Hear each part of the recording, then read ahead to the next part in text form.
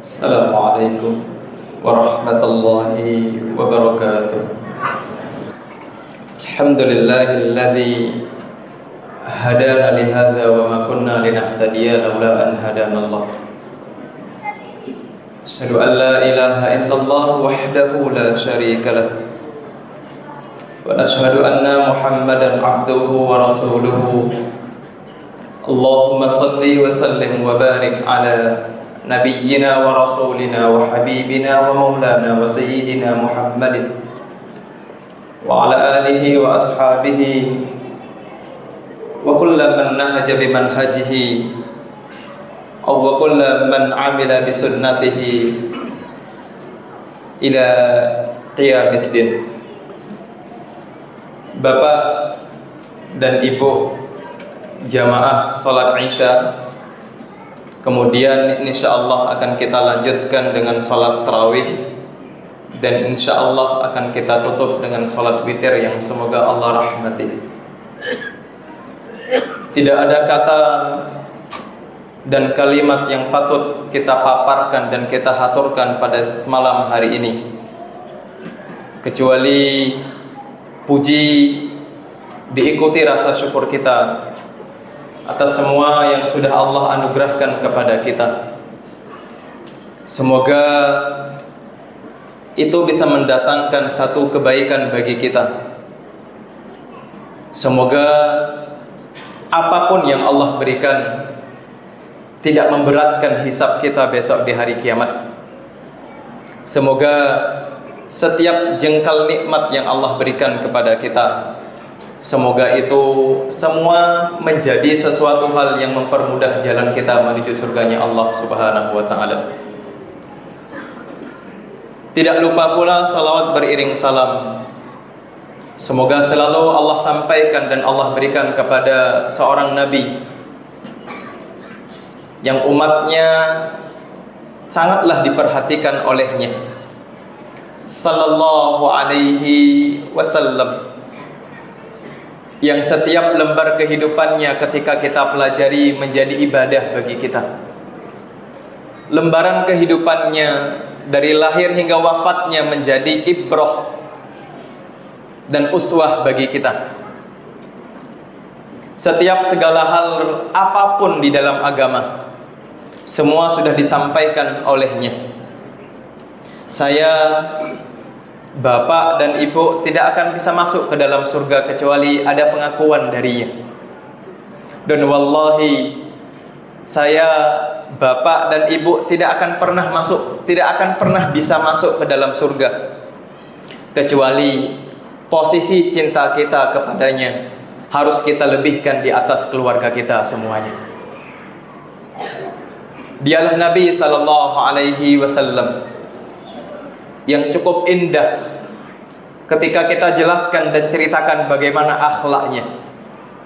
Dan siapapun yang mengaku pengikut sunnahnya, siapapun yang mendeklarasikan dirinya bahwa dia adalah pengikut dari sunnah Nabi sallallahu alaihi wasallam, maka pastikan setiap yang ditampakkan olehnya, terutama tingkah lakunya sehari-hari, ucapannya, sosialnya, apapun itu bentuknya, itu usahakan mengikuti apa yang sudah dicontohkan oleh Nabi sallallahu alaihi wasallam.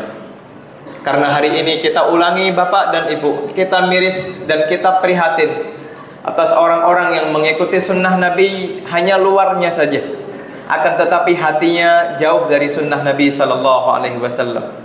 Maka pastikan ketika pakaian kita mengikuti sunnah Nabi, ketika celana kita mengikuti sunnah Nabi, dan kita menumbuhkan jenggot mengikuti sunnah Nabi, maka pastikan pula lisan kita mengikuti sunnah Nabi sallallahu alaihi wasallam. Pastikan pula hati kita mengikuti sunnah Nabi sallallahu alaihi wasallam. Ma'asyiral muslimin rahimani wa rahimakumullah jami'an. Pada malam hari ini sebagai pembuka sedikit, kemudian akan kita sampaikan inti karena waktunya cukup singkat. Saya ingin mengingatkan satu hal terlebih dahulu yang saya sudah menyampaikannya di beberapa tempat, dan ini mungkin yang kesekian, ini yang pertama kali saya sampaikan di sini, dan saya pun sudah menyampaikannya mendahuluinya di beberapa tempat ketika kita ada jadwal di tempat tersebut mengenai sesuatu hal yang berkaitan dengan malam Lailatul Qadri. Bapak dan Ibu, ayo sama-sama, saya mengajak terutama saya, Bapak dan Ibu, ayo kita tanamkan dalam pikiran kita, kita tanamkan dalam benak dan batin kita bahwasanya mendapatkan malam Lailatul Qadar itu mudah. Mungkin kita dari dulu sudah didoktrin, sudah disampaikan bahwa mendapatkan malam Lailatul Qadar itu harus bergadang semalam suntuk, tidak boleh kemudian kita tidur dari habis maghrib sampai menjelang subuh kita harus bangun duduk di masjid dan seterusnya. Kalau syarat mendapatkan malam Lailatul Qadar seperti itu, saya kira hanya sedikit orang yang mendapatkan malam Lailatul Qadar, karena tidak semua dari kita itu kuat bergadang. Kita permudah Bapak dan Ibu, karena malam Lailatul Qadar itu waktunya panjang, dari terbenamnya matahari sampai terbitnya fajar. Waktu yang cukup panjang. Lalu kenapa kita membatasi bahwa yang mendapat malam Lailatul Qadar itu hanya yang bergadang di malam hari, kemudian sholat jam 2, jam 1, jam 3 dan seterusnya? Wallahi, siapapun yang bisa melaksanakan sholat jam 2, jam 3, jam 1, sesuatu kelebihan dari Allah Subhanahu wa ta'ala. Tapi mohon maaf Bapak dan Ibu, kita tidak bisa kemudian memposisikan diri kita untuk menilai orang lain sebagaimana yang kemampuan pada diri kita. Mungkin kita mampu untuk sholat jam 2 malam, tapi banyak juga orang yang tidak mampu untuk melaksanakan sholat jam 2 malam. Bukan berarti saya ingin mengajak Bapak dan Ibu nanti malam tidak perlu sholat jam 2. Bukan itu yang saya maksud. Siapapun yang sholat fi jawfil laili, di tengahnya malam, ketika Allah yanzilu ila sama'id dunya, Nabi menyebutkan pada sepertiga malam Allah turun ke langit dunia. Fayaqul, maka Allah berfirman, may yas'aluni astajibulah, a'tihi wa may yad'uni astajibulah, wa may yastaghfiruni astaghfirullah. Nabi menyebutkan bahwa setiap sepertiga malam Allah turun ke langit dunia. Siapapun yang berdoa tidak akan ditolak oleh Allah. Tapi saya ingin menyampaikan Bapak dan Ibu, yang sholat tarawih jam 8 juga dapat malam Lailatul Qadar.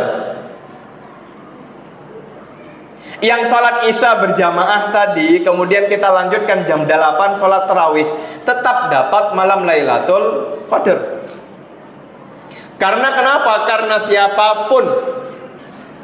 siapapun yang salat tarawih di 10 hari terakhir tanpa meninggalkan semalam pun, tidak meninggalkan satu kali pun, 10 hari full melaksanakan salat tarawih, pastikan dia mendapatkan salah satu malamnya di antara malam-malam Lailatul Qadar.